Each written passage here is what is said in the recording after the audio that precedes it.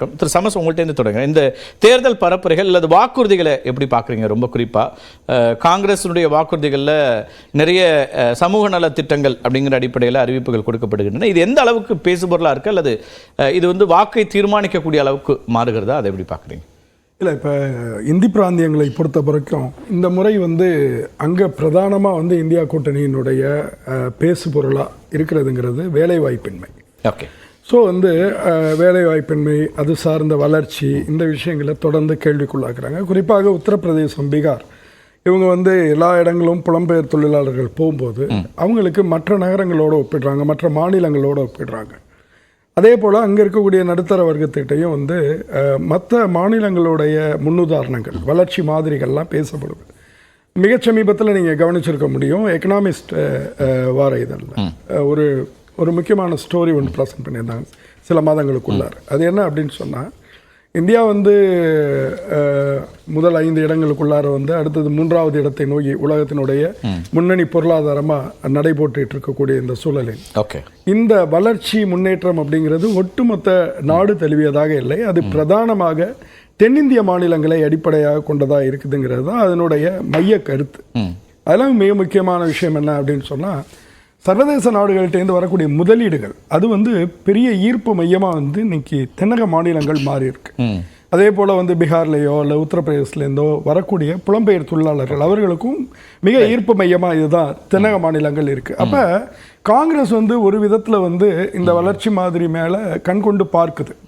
அதுக்கு வந்து இது என்ன நடக்குது அப்படின்னு ராகுல் காந்தி பார்க்குறாரு. அந்த அடிப்படையில் அவங்களுக்கு 2 விஷயம் புரியுது. ஒன்று வந்து இங்கே இருக்கக்கூடிய ஒரு கூட்டாட்சி உணர்வு, இன்னொன்று வந்து இங்கே இருக்கக்கூடிய சமூக நீதி உணர்வு. இது 2யுமே இப்போ காங்கிரஸினுடைய இந்த தேர்தல் அறிக்கை வந்து உள்வாங்கி இருக்கு. அதை வந்து அது ஏதோ ஒரு வகையில் தன்னுடைய வளர்ச்சி மாதிரிக்கு போட்டியா அப்படியெல்லாம் அது பார்க்கல. அது தன்னுடையதான் அடாப்ட் பண்ணிக்குது. இந்த வளர்ச்சி மாதிரியோட தன்னுடைய மாடல் அது. ஏன்னா காங்கிரஸ் வந்து தன்னை வந்து எந்த ஒரு மாநிலத்தோடையும் அடையாளப்படுத்திக்கல. துரதிருஷ்டவசமாக பாஜக வந்து வாஜ்பாய் காலம், அத்வானி காலத்துக்கு பிறகு, குறிப்பாக திரு நரேந்திர மோடியினுடைய காலகட்டத்தில் அது அவருடைய எழுச்சியே வந்து உங்களுக்கு குஜராத் மாதிரி அதோட சேர்ந்து முன்னிறுத்தப்பட்டுச்சு. இப்போ அவங்க அதிகமாக வந்து உத்தரப்பிரதேச மாதிரின்னு ஒன்று பேச ஆரம்பிச்சிருக்காங்க. அப்போ இது இயல்பாக வந்து உங்களுக்கு மாற்று மாதிரிகளை வந்து எங்கேயோ வந்து ரெசிஸ்ட் பண்ணக்கூடியதாகவும் விமர்சிக்கக்கூடியதாகவும் மாறுது. அப்படிதான் அப்படி தென்னக மாதிரிங்கிறது ப்ராப்ளமாக மாறுது. இப்போ காங்கிரஸ் இந்த இடத்துல இருந்து அவங்க அடாப்ட் பண்ணிக்கும் போது சவுத் இந்தியா, இப்போ உதாரணமாக வந்து பஸ் பயணமா இருக்கட்டும், எந்த ஒரு விஷயமா இருக்கட்டுமே, பெண்களுக்கு கூட எல்லாத்துலயுமே அதுலேருந்து வந்து தமிழ்நாட்டிலேருந்தோ எல்லாத்துலேருந்து எடுத்துக்கிறாங்க. இந்த மாதிரி எல்லாத்தையும் தன்னகப்படுத்திக்கிறாங்க. ஆனால் இவங்களும் அதே முறைமையை கையாளுறாங்க. நிச்சயமா அது இல்லைன்னு நான் சொல்ல. பாஜக இப்போ ரேஷன் விநியோகத்திலெல்லாம் வந்து அவர்கள் கைகொள்றதுங்கிறது தென்னக மாநிலங்கள்டேருந்து வந்தது தான். இப்போ உத்தரப்பிரதேசத்தில் 5 ஆண்டுகளுக்கு எக்ஸ்டெண்ட் பண்ணியிருக்கோங்கிறாங்க. அது எல்லாமே வந்து இங்கிருந்து அவங்க வளர்ச்சிக்கிறது தான். ஆனால் எங்கேயோ வந்து அதை ரெசிஸ்ட் பண்ணி ஒரு பேசுறது அவங்களுக்கு அவசியமாக இருக்கிறதோட விளைவு என்னன்னா, இது குறித்த கேள்விக்கு அவங்க தர்ம சங்கடத்தோட பதில் சொல்ல வேண்டியிருக்கு. துரதிருஷ்டவசமாக என்னன்னு சொன்னால், பிரதமர் இன்னைக்கு பேசிகிட்டு இருக்கக்கூடிய விஷயங்களை அவர் பேசிகிட்டு இருக்கக்கூடிய இடத்துல இருக்கக்கூடிய தளத்தில் இருக்கக்கூடிய பத்திரிகைகள், மிக முக்கியமாக ஊடகர்கள் வந்து இமீடியட்டாக கொஸ்டின் பண்ணக்கூடிய சூழலில் இல்லை, அல்லது அவர்களுக்கே இந்த விவரங்கள் தெரியலை. உதாரணமாக இப்போ அவர் பேசியிருக்கக்கூடிய விஷயம் எடுத்துக்குவோம். நீங்கள் டெல்லி மெட்ரோ மையமாக வச்சுக்கிட்டு நம்ம யோசித்தோம் அப்படின்னு சொன்னால், இந்தியாவினுடைய நகர்ப்புற தன்மையில், நகரங்கள் சார்ந்து சிந்திக்கிறதுல டெல்லி தான் வந்து பிரதானமாக இருக்குது. இன்ஃபேக்ட் என்ன மாதிரியான ஆட்களுக்கு சென்னையிலலாம் இன்னும் நம்ம வந்து அந்த மாதிரியான சிந்தனைக்கு இன்னும் மாறல. வளர்ச்சி மாதிரிக்கு நகரத்தை மையமாக சிந்தித்து ஒரு பெரிய மாற்றத்துக்கு ஆகலை அப்படிங்கிற மாதிரியான விமர்சனம்லாம் உண்டு. நீங்கள் வந்து டெல்லியில் வந்து மெட்ரோ வந்து கொண்டு வரப்பட்டதுக்கு ஒரு காலகட்டத்தில் ஷீலா தீக்ஷித்தும் வாஜ்பாய் அரசாங்கமும் வந்து யார் வந்து அதை முன்னெடுத்தது, யார் வந்து பண்ணினதுன்னெலாம் போட்டி போட்டுக்கிட்ட காலகட்டம் உண்டு. இன்றைக்கி வந்து டெல்லியை பொறுத்த வரைக்கும் கிட்டத்தட்ட வந்து 68 லட்சம் பேர் வந்து பயணிக்கக்கூடிய அளவுக்கு மெட்ரோ வந்து அங்கே பெரிய ஒரு வெற்றியாக மாறி இருக்கு.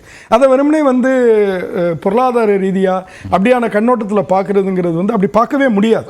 ஏனென்றால் ஒட்டுமொத்தமாக ஒரு டிரான்ஸ்போர்ட்டேஷன் இருக்கும்போது இலவச பேருந்துங்கிற ஒரு தேவை இருக்கிறதா அப்படின்ற ஒரு கேள்வி எழுப்புறார். இல்லை, அது எல்லாமே என்ன அடிப்படையில் சொல்றாருன்னா, வெறுமனே வாக்கு அரசியலுக்காக அல்லது இந்த தேர்தலில் வெற்றி பெற்று வேண்டும் என்பதற்கான அறிவிப்புகளை இவங்க கொடுக்கிறது நியாயமாங்கிற கேள்வி. இல்ல, அது ஒரு கொச்சைப்படுத்துறது, அடித்தட்டு மக்களை கொச்சைப்படுத்துறது.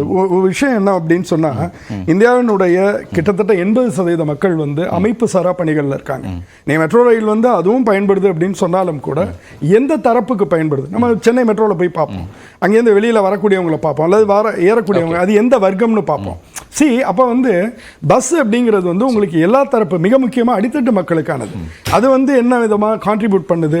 இப்போ அவர் சொல்லக்கூடிய விஷயம் வந்து இப்போ சென்னை போன்ற நகரங்களுக்கு கூட பொருந்தலாம். இங்கே மாசு விஷயத்தில் இல்லை, நான் சொல்ல வர்றது வந்து இங்கே வந்து பஸ் வந்து டீசல்ல இயங்குது. இப்போ டெல்லியிலலாம் வந்து உங்களுக்கு வந்து சுற்றுச்சூழலோட அதை பேசவே முடியாது. ஏன்னா அது வந்து சிஎன்ஜியில் இயங்கிட்டு இருக்கு, பல ஆண்டுகளாக அப்படி இயங்கிட்டு இருக்கு. அதனால அது வந்து பொருத்தப்பாடு இல்லை. இன்னொரு மிக முக்கியமான விஷயத்தை சுட்டி காட்டலாம் அப்படின்னு நினைக்கிறேன்.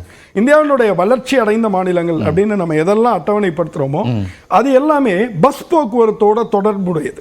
நீங்க வந்து தென்னக மாநிலங்கள், நீங்க ஒரு 10 முக்கியமான போக்குவரத்து கழகங்கள் எடுத்துக்கங்க. அதுல பிரதானமா முதல் ஒரு 5-6 இடத்துல வைக்கக்கூடியதெல்லாம் தென் மாநிலங்கள் வந்துடும்.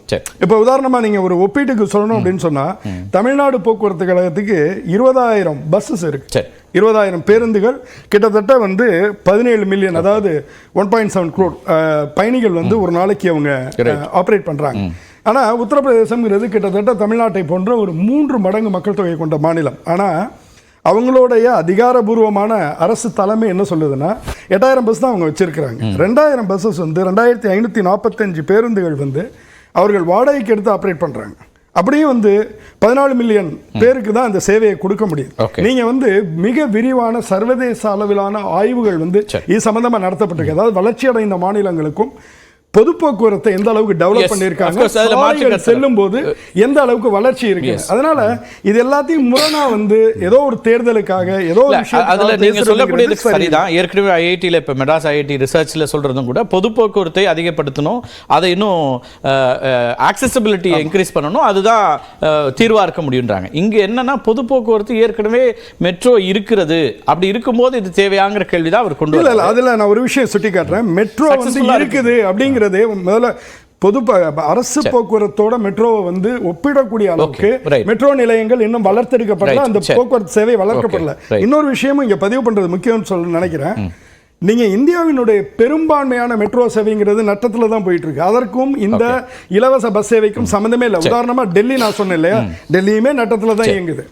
டெல்லி வந்து உடனே அவர் சுட்டி காட்டுறாருன்னு சொல்லலாம். லக்னோ இயங்குது. ஏன் லக்னோ வந்து ரீசெண்டான ஒரு ஆர்டிகல், நீங்க பிரிண்ட்ல போய் அதை வாசிக்க முடியும். லக்னோலயோ ஆக்ராலயோ இயங்கக்கூடிய மெட்ரோ ரயில் சேவை என்கிறது அதோடைய பிரைடா தான் இருக்கு. அதுல இருந்து வருமானம் வரல, அதுல இருந்து நட்டம் வந்து ஏகமா வருது அப்படிங்கறத அவங்க சென்னையுமே இப்ப பிரேக் சொல்றேன் அப்படின்னா, பொது போக்குவரத்து அது மெட்ரோவா இருக்கட்டும் பஸ்ஸா இருக்கட்டும் அது எல்லாமே வளர்த்தெடுக்கப்பட வேண்டியது. அது எவ்வளவுக்கு எவ்வளவு வந்து நம்ம அடித்தட்டு மக்களுக்கு அவங்களுக்கு உகந்த ஒரு கட்டுப்படி ஆகக்கூடிய அளவுக்கு இலவசம்ங்கிறது அவர் கேள்விக்குள்ளாக்குறாரு. இலவசம்ங்கிறது இலவசமே இல்ல, பாதிக்கு மேற்பட்ட பாப்புலேஷனுக்கு இலவசமா நீங்க கொடுக்குறீங்க.